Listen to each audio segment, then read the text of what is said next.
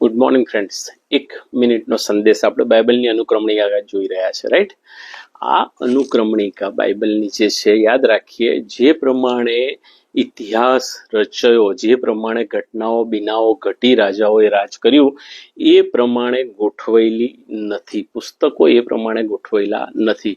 અને એટલે ઈશ્વરના વચનો જો ધ્યાનથી સમજવા હોય તો એ પુસ્તકોને ક્રોનોલોજીકલ વેમાં, જે પ્રમાણે ઇતિહાસ રચાયો, ઘટનાઓ બીનાઓ બની, એ પ્રમાણે આપણે એને ગોઠવીને વાંચીશું તો વધારે સારી રીતે વાંચી શકાશે. એટલે મેં તમને ગઈકાલ કીધું હતું કે અયુબનું પુસ્તક ઉત્પત્તિ 11મો અધ્યાય અને 12મા અધ્યાયની વચ્ચે આવે, પણ કેમ આવે એ શોધવાની જવાબદારી તમારી.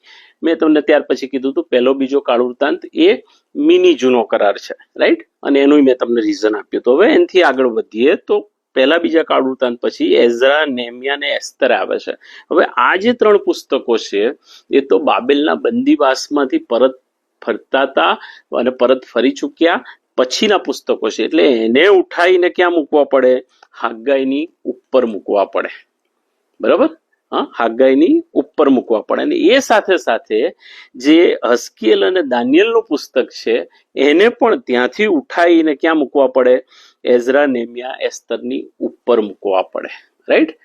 એટલે એક પેપર પર અથવા સાઈડમાં તમે આ અનુક્રમણિકા બનાવી શકો છો, રાઈટ? સમજણને ખાતર. ને પછી તમે ક્રમ અનુસાર વાંચશો, રાઈટ? તો તમને જે આગળ પાછળ થઈ જતું હતું બધું, રાઈટ, ઇતિહાસ સમજવામાં જે અઘરું ને મુશ્કેલ લાગતું હતું, રાઈટ, રાજાઓ જે આમ તેમ થઈ જતા હતા, એ ધીરે ધીરે ધીરે મનની અંદર એ બધું સેટ થતું જશે જો તમે આ પ્રકારે વચનોને પ્રાધાન્ય આપીને વાંચશો તો, રાઈટ? ફરીથી રિપીટ કરું છું, એઝરા, નેહમ્યા ને એસ્તર એ ક્યાં આવે? હાગ્ગાઈની ઉપર આવે, બરાબર? અને જે દાનિયેલ ને હસ્કીએલ છે એ આજે એઝરા, નેહમ્યા ને એસ્તર તમે મૂકશો એની પણ ઉપરની સાઈડ આવે. કેમ? કારણ કે દાનિયેલ અને હસ્કીએલ છે એ જ્યારે એ લોકો બંદીવાસમાં ગયા, બરાબર, ત્યારનું વિવરણ આપે છે, બંદીવાસ દરમિયાનનું વિવરણ આપે છે. અને એઝરા, નેહમ્યા ને એસ્તર એ બંદીવાસમાંથી પરત ફર્યા પછીનું વિવરણ આપે છે. અને ત્યાર પછી હાગ્ગાઈ, ઝખારિયા અને માલાખી તમે વાંચો, રાઈટ? તો ત્યારના સમયની જે એ લોકોની પરિસ્થિતિ હતી, બંદીવાસમાંથી પાછા આવી ગયા યરુશાલેમ, બાબેલના 70 વર્ષના બંદીવાસમાંથી એ લોકો યરુશાલેમ પાછા આવી ગયા પછી ઈશ્વરે હાગ્ગાઈ, ઝખારિયા અને માલાખીને ઊભા કર્યા હતા, રાઈટ? મોકલ્યા હતા પ્રબોધ કરવાને માટે, એમને ઢંઢોળવાને માટે, એમને જગાડવાને માટે, રાઈટ?